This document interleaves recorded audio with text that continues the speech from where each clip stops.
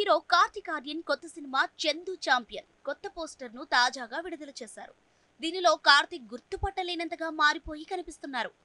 Paralympics gold medallist Murlikant Petkar జీవిత చరిత్ర ఆధారంగా తెరకెక్కుతున్న ఈ సినిమా కోసం అథ్లెట్ లా కనిపించేందుకు కార్తిక్ చాలా కసరత్తులు చేశారు. తన బాడీ ఫ్యాట్ ను కార్తిక్ 37% నుంచి 7%కి తగ్గించుకున్నారు.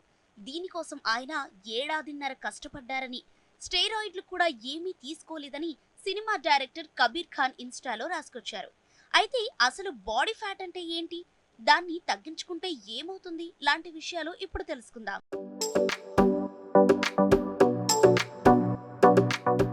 బాడీ ఫ్యాట్ ని అడిపోస్ టిష్యూ అని కూడా పిలుస్తారు.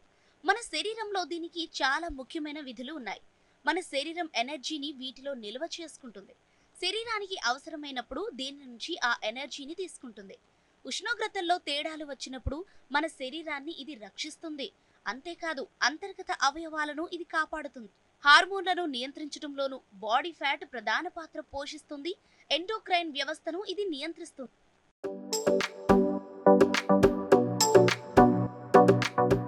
బాడీ ఫ్యాట్ లో 2 రకాలుంటాయి. వీటిలో మొదటిది ఎసెన్షియల్ ఫ్యాట్, రెండోది స్టోరేజీ ఫ్యాట్. శరీరం రోజువారీ పనితీరులో ఎసెన్షియల్ ఫ్యాట్ చాలా ముఖ్యమైనది. ఇది బోన్ మ్యారో, ఇతర అవయవాలు, నాడీ వ్యవస్థలో కనిపిస్తుంది. పురుషుల్లో ఈ ఫ్యాట్ మొత్తం శరీర బరువులో 3%కి పైగా ఉంటుంది. మహిళల్లో ఇది 12% వరకు ఉంటుంది. ప్రత్యుత్పత్తి అవసరాల కోసమే మహిళల్లో ఇది కొంచెం ఎక్కువగా ఉంటుంది. స్టోరేజీ ఫ్యాట్ మాత్రం అడిపోస్ కణజాలంలో పేరుకుంటుంది. ఇది చర్మం కింద లేదా అంతర్గత అవయవాల చుట్టూ పేరుకుంటుంది.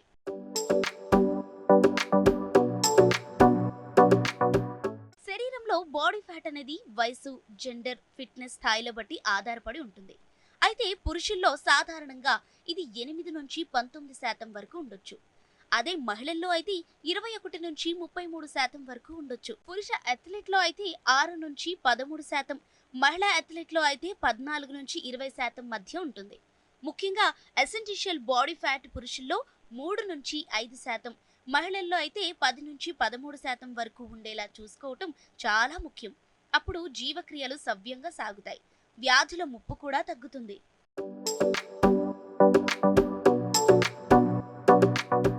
బాడీ ఫ్యాట్ ను కొంతవరకు తగ్గించుకుంటే శరీరంలో కొలెస్ట్రాల్ స్థాయిలు మెరుగుపడతాయి. ముఖ్యంగా మంచి కొలెస్ట్రాల్ అయిన హెచ్డిఎల్ స్థాయిలు పెరుగుతాయి. ఫలితంగా గుండె జబ్బుల ముప్పు తగ్గుతుంది. ఫ్యాట్ స్థాయిలు తగ్గటంతో గుండె, రక్తనాళాలపై ఒత్తిడి తగ్గుతుంది. దీంతో మొత్తంగా గుండె ఆరోగ్యం మెరుగుపడుతుంది. ఫ్యాట్ తగ్గించుకుంటే ఇన్సులిన్ సెన్సిటివిటీ పెరుగుతుంది. ఫలితంగా మన శరీరంలో బ్లడ్ షుగర్ స్థాయిలను మెరుగ్గా నియంత్రించుకోవచ్చు. దీంతో టైప్ 2 మధుమేహం ముప్పు కూడా తగ్గుతుంది. ఫ్యాట్ తగ్గితే శరీరం బరువు కూడా తగ్గుతుంది. ఫ్యాట్ ఎక్కువగా ఉంటే కీళ్లపై ఒత్తిడి పడుతుంది. ఫలితంగా కీళ్ల వ్యాధులు వస్తుంటాయి. అదే ఫ్యాట్ తగ్గితే కీళ్ల ఆరోగ్యం కూడా మెరుగుపడుతుంది. మొత్తంగా చెప్పాలంటే ఫ్యాట్ ఒక మోస్తారు వరకు తగ్గే మానసిక ఆరోగ్యం కూడా మెరుగుపడుతుంది.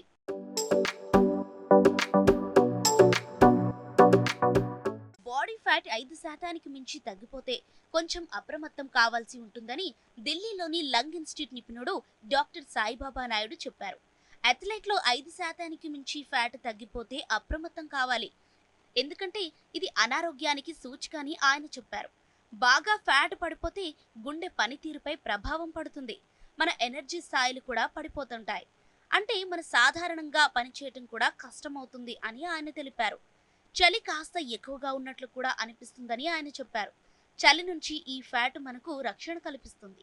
ఫ్యాట్ లేనప్పుడు చలి ఎక్కువగా ఉన్నట్లు అనిపిస్తుంది అని ఆయన వివరించారు. థైరాయిడ్ సమస్యలు కూడా రావచ్చని ఆయన చెప్పారు.